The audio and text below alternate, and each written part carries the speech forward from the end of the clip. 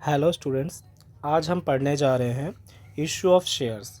Issue of shares के लिए हमें ये देखना पड़ेगा कि जो कंपनीज़ होती हैं वो किस तरीके से अपने शेयर्स को इशू करती हैं, उसमें कौन कौन से क्राइटेरियाज़ होते हैं, कौन कौन सी चीज़ें जो हमारे लिए बहुत ज़्यादा इंपॉर्टेंट होती हैं, इन सब चीज़ों के बारे में जानेंगे। ठीक है, तो सबसे पहले हम बात करते हैं इसके बेसिक्स की। ठीक है, बेसिक्स में हम जब आते हैं तो सबसे पहले हमें पता होना चाहिए, जो इसके लिए बहुत ज़्यादा ज़रूरी है, उसे हम बोलते हैं ऑथराइज्ड कैपिटल। ठीक है, ऑथराइज्ड कैपिटल का मतलब क्या होता है, सबसे पहले ये हमें पता होना चाहिए। इसका मतलब होता है मीन्स द टोटल कैपिटल, ठीक है, of the company, okay, which is called, sorry which is called नहीं होता, विच इज़ अलाउड होता है वैसे,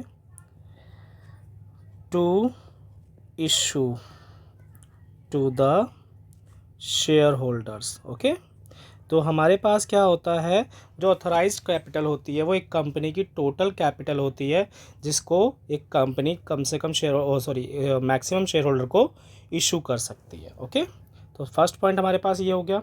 जैसे कि एग्जांपल के तौर पे हम लेते हैं यहाँ पे, ठीक है, मान लीजिए आपके पास 50,000 शेयर्स एक कंपनी इशू कर सकती है, ठीक है, जिसकी वैल्यू है at the rate of 100 each. तो जो टोटल आपकी ऑथराइज्ड कैपिटल होगी, ऑथराइज्ड कैपिटल होगी, वो आपकी आएगी 50,000 इंटू में 100 इज इक्वल टू, आपके पास आ जाएगा ये 50 लाख रुपीज़। ओके, ये आपके पास ऑथराइज्ड कैपिटल मानी जाएगी इसके लिए। ओके, उसके बाद हम बात करते हैं सेकंड पॉइंट की, जिसे हम कहते हैं इशूड कैपिटल। क्या कहते हैं इसे हम? इशूड कैपिटल कहते हैं। इसका मतलब क्या होता है, means the capital which is issued to the shareholder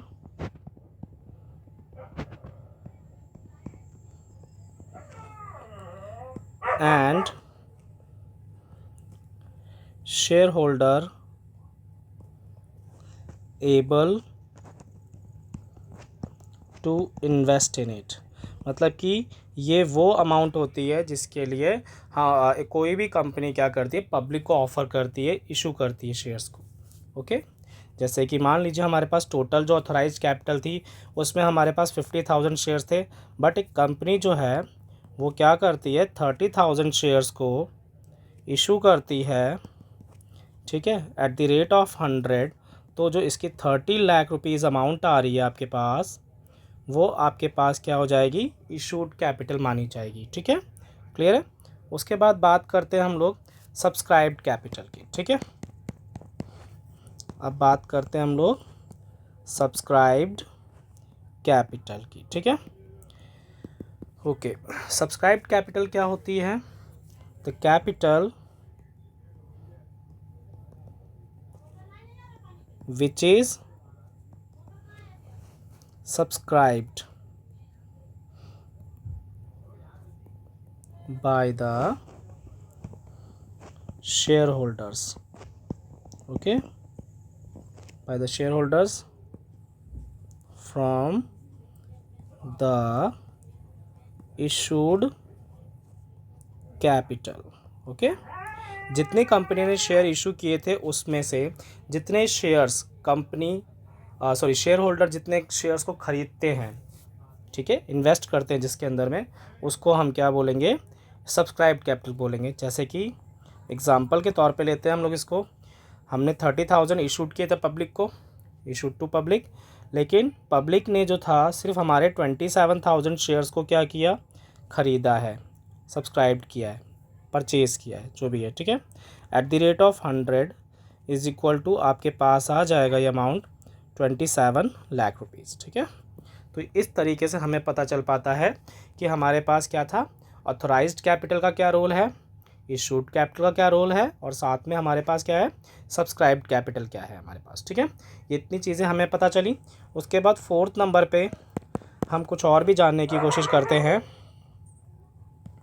जैसे कि हमारे पास आता है फेस वैल्यू। ठीक है, face value, okay, face value of shares या फिर पार वैल्यू भी कहते हैं इसे हम लोग। ठीक है, पार वैल्यू भी बोला जाता है और फेस वैल्यू भी।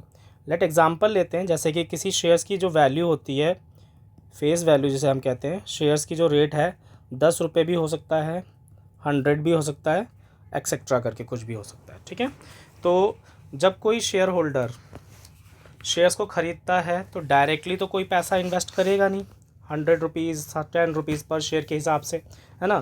तो क्या करती है कंपनी, इस फेस वैल्यू को कुछ कॉल्स में कन्वर्ट कर देती है। किस में कन्वर्ट कर देती है, कॉल्स में कन्वर्ट कर देती है। ठीक है, तो इसको कॉल्स में वो कैसे डिवाइड करती है वो मैं एग्जांपल देता हूँ आपको।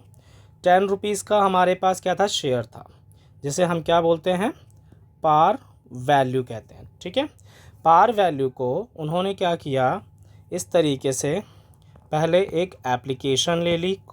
ठीक है, फिर उसके बाद आपकी एक अलॉटमेंट ले ली। ठीक है, उसके बाद एक उन्होंने फर्स्ट कॉल ले लिया और एक आपके पास हो गई सेकंड एंड फाइनल कॉल भी बोल सकते हो इसे। ये कॉल्स हो गई आपके पास। ठीक है, क्लियर है। इस तरीके से उन्होंने 10 रुपीज़ को 3 रुपीज़, 2 रुपीज़, 3 रुपीज़ और 2 रुपीज़ में डिस्ट्रीब्यूट कर दिया। ओके, तो फेस वैल्यू कंपनी जो है इकट्ठे अमाउंट ना मांग कर उसको वो application amount, allotment amount, first call और सेकंड कॉल के बेस पे मांगती। ठीक है, क्लियर है। उसके बाद हम चलते हैं अगले पॉइंट पे।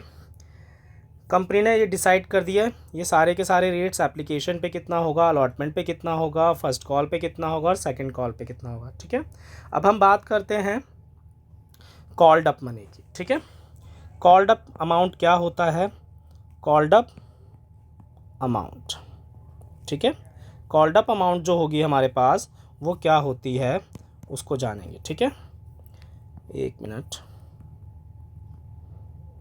कॉल्ड अप अमाउंट, ठीक है, हम यही एग्जांपल लेके चलते हैं। जैसे कि 10 रुपये का एक हमारा शेयर्स था। ठीक है, एक शेयर की वैल्यूएशन 10 रुपये थी, जिसमें एप्लीकेशन भी था हमारे पास में, अलॉटमेंट भी था हमारे पास में, उसके बाद फर्स्ट कॉल भी थी हमारे पास में और लास्ट में हमारे पास सेकंड एंड फाइनल कॉल भी थी। ठीक है, तो हमने इसको डिस्ट्रीब्यूट किया था 3 रुपीज़, 2 रुपीज़, 3 रुपीज़, 2 रुपीज़ में। ठीक है, इस तरीके से अब कंपनी जो थी अपने शेयर होल्डर से कॉल करती है, उसने एप्लीकेशन कॉल किया, ओके, अलॉटमेंट कॉल किया, ठीक है, और फर्स्ट कॉल किया। तो जितना पैसा उसने मांगा है, जहाँ पे मैंने टिक किया हुआ है, ठीक है, जितना पैसा उसने मांगा है उसके हिसाब से, जैसे कि ये अमाउंट जो आपको दिख रही है, that is called up money. ठीक है, कॉल्ड अप मनी। ठीक है, कॉल्ड अप मनी जो है हमारे पास 3 रुपये, 2 रुपये और 3 रुपये, मतलब 3 + 2 + 3, टोटल मिला के मेरे पास कितने रुपीज़ हो गए, जाके 8 रुपीज़ मेरे पास क्या हो गया, जाके कॉल्ड अप हो गया। ओके, क्लियर है। ठीक है, उसके बाद हमारे पास आगे चलते हैं। कॉल्ड अप मनी के बाद में अब आता है हमारे पास में पेड अप। 6th पॉइंट है हमारा paid up amount. Okay, paid up amount जो होता है, फिर से हम इसको उसी तरीके से समझते हैं।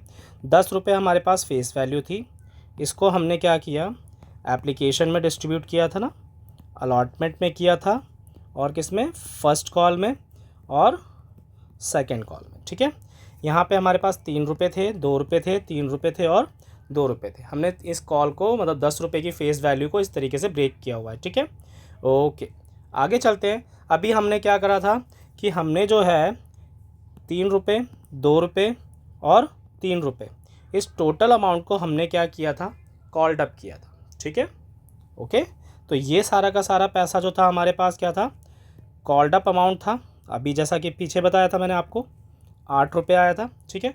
बट जो शेयर होल्डर था, ये कंपनी ने डिमांड किया था, कंपनी ने कॉल किया था कि भैया आप ₹3 एप्लीकेशन के दे चुके हो, अलॉटमेंट के भी दो दीजिए और फर्स्ट कॉल के भी आपको देने पड़ेंगे। तो हमने मांगे सिर्फ अभी फर्स्ट कॉल तक ही है।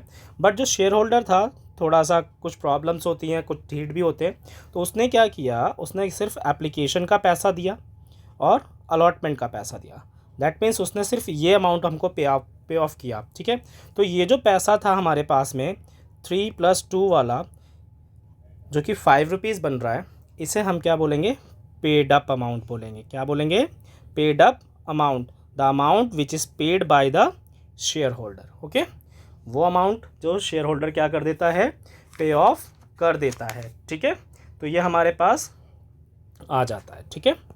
द अमाउंट लिख देते हैं इसको, which is paid by the share holders, ठीक है। जितना पैसा शेयर होल्डर पे आउट कर देता है उसे हम क्या बोलते हैं, पेड अप अमाउंट। ओके, उसके बाद पेड अप कैपिटल भी बोल सकते हैं उसको। उसके बाद बात करते हैं हम लोग अगले पॉइंट पे। अब हमारे पास आता है, क्या कहते हैं उसे, अनकॉल्ड अमाउंट, ठीक है। कितने पॉइंट्स हो चुके हैं हमारे पास में अभी तक, 6 पॉइंट हो चुके हैं। अब हम 7 पॉइंट पे जाते हैं, जिसे हम क्या बोलेंगे, uncalled amount. Okay, uncalled amount हमारे पास क्या है, it is the amount which is not called by the company, जो पैसा कंपनी ने अभी तक मांगा ही नहीं है, ठीक है। किससे नहीं मांगा भाई, from the share holders. Okay, share holder से उसने ये पैसा अभी तक मांगा ही नहीं है, इसको हम क्या बोलेंगे, अनकॉल्ड अमाउंट। जैसे कि इसको भी हम उसी चीज़ से समझते हैं, ₹10 का हमारे पास शेयर था, ठीक है, जिसको हमने कितने कॉल्स में बांटा था, एप्लीकेशन में, दूसरा अलॉटमेंट में, तीसरा फर्स्ट कॉल में, और चौथा हमारे पास क्या था, सेकंड कॉल, ठीक है। यहाँ पे हमारे पास ₹3 था, ₹2 था, ₹3 था और ₹2 था, ठीक है। हमने अभी बताया था आपको कि कंपनी ने उससे ₹3 मांगे, ₹2 मांगे और फिर से ₹3 मांगे थे, ठीक है। तो ये जितना पैसा उन्होंने मांगा वो तो कॉल्ड अप हो गया, और जितना पैसा शेयर होल्डर ने पे किया वो पेड अप हो गया। बट एक अमाउंट हमारे पास और है जो शेयर होल्डर कंपनी ने नहीं मांगी, जो कि है कितने की, ₹2 की, ठीक है, जो जिसपे मैंने क्रॉस किया हुआ है। ओके, तो जो पैसा आपके पास बचा, uncalled amount which is ₹2। Okay, क्योंकि ये कंपनी ने अभी तक कॉल मांगी ही नहीं है फाइनल कॉल की, ठीक है, तो इसे हम अनकॉल्ड अमाउंट बोलेंगे। तो बच्चों हमने अभी यहाँ पे क्या क्या चीज़ें देखी हैं, हमने क्या कहते हैं, कॉल्ड अप अमाउंट, ठीक है, उसके बाद हमने पेड अप देखा, पेड अप अमाउंट, ठीक है, उसके बाद हमने अनकॉल्ड अमाउंट देखा, ठीक है। अनकॉल्ड अमाउंट, जो कॉल्ड अप था हमारा ₹8 का था, पेड अप जो था ₹5 का था, अनकॉल्ड जो था वो ₹2 का था, ठीक है, ₹2। ओके, तो उसके बाद हम आगे समझेंगे कॉल्स इन अरियर के बारे में। कितने पॉइंट हो चुके हैं हमारे पास, 7 पॉइंट हो चुके हैं। अब हम देखते हैं 8 पॉइंट पे। यहाँ पे हमारे पास आता है कॉल्स इन अरियर, ठीक है। कॉल्स इन अरियर के अंदर हम जाते हैं तो यहाँ पे हमारे पास क्या अमाउंट होता है, ये जो वो पैसा होता है जो शेयर होल्डर पे ऑफ करता ही नहीं है, उससे कॉल्ड अप तो किया गया है बट वो पेड ऑफ नहीं करता, ठीक है। The amount which is called by the company but not paid by the share holder. Okay, मतलब कंपनी ने उनसे पैसा मांगा है बट शेयर होल्डर ने पे ऑफ नहीं किया, ठीक है। जैसा कि हमने पीछे भी देखा था, वहाँ पे इसको अगर हम फाइंड आउट करना चाहें तो कॉल्स इन अरियर के लिए अगर हम जाएंगे तो हमने मांगे कितने पैसे थे, कॉल्ड अप कितना किया था ₹8 माइनस पेड अप उन्होंने कितना किया था ₹5।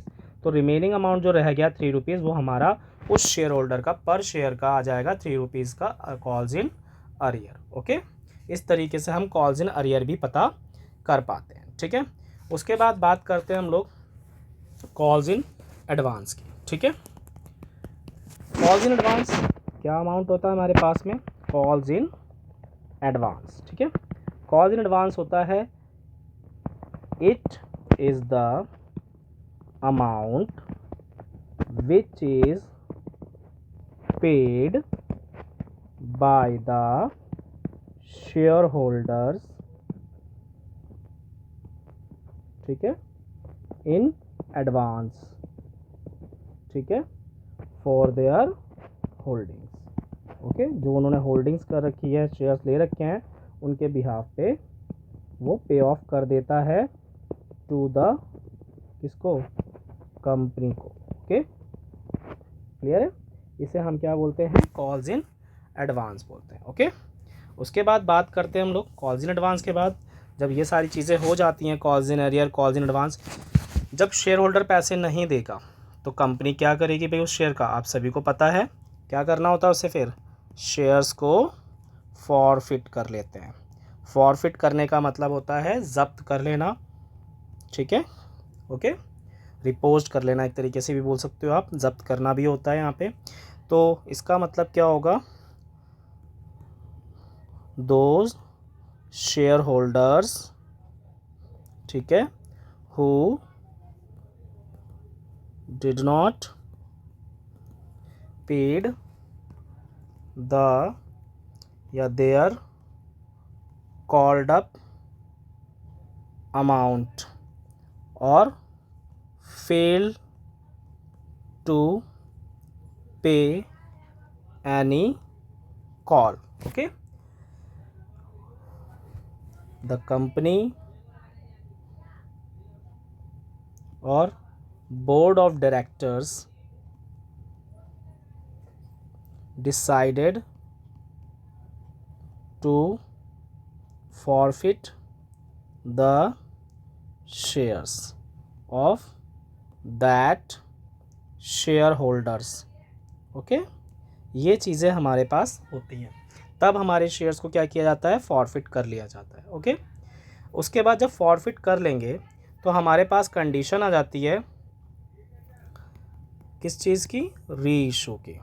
किसकी आ जाएगी हमारे पास में, री इशू करने पड़ेंगे शेयर्स। ठीक है, तो यहाँ पर क्या होता है, those shares which were forfeited, जिनको हमने जब्त कर लिया था, ठीक है, previously, which were forfeited previously and reissued to the new share holders. Okay, अब ये जो हमने जितने भी शेयर्स हमने फॉरफिट किए थे उन सभी शेयर्स को हम क्या करेंगे, नए शेयर होल्डर को री इशू कर देंगे जाके। ठीक है, ओके, क्योंकि अपने पास रख के तो कोई फ़ायदा नहीं है, हम नए शेयर होल्डर ढूंढते हैं, उनको हम सोल्ड आउट कर देते हैं, री इशू कर देते हैं। ठीक है, उसके बाद हमारे पास आता है कैपिटल रिजर्व। कैपिटल रिजर्व का पॉइंट, ठीक है, कैपिटल रिजर्व में हमारे पास क्या होता है, इट इज़ द गेन और प्रॉफिट, ठीक है, which is recovered by the company due to reissue of shares. ठीक है, जो हमने रीइशू करके जो हमें फ़ायदा मिला है, गेन मिला है या प्रॉफिट जिसे कहते हैं हम लोग, उसे हम कहाँ ट्रांसफ़र कर देते हैं, कैपिटल रिज़र्व के अंदर। ओके, उसके बाद कैपिटल रिज़र्व का एक फार्मूला है जो हम इजीली निकाल सकते हैं। Capital reserve means CR is equal to, हमारे पास आता है amount forfeited minus discount on, एक मिनट, डिस्काउंट की spelling, discount on reissue, ठीक है। जो री इशू करने के टाइम पे हमने डिस्काउंट देते हैं, उसको अगर हम अमाउंट जितना हमने फॉरफिट किया था उसमें से डिडक्ट कर दें, तो जो हमें अमाउंट मिलेगा उसे हम क्या बोलेंगे, कैपिटल रिजर्व। Thank you.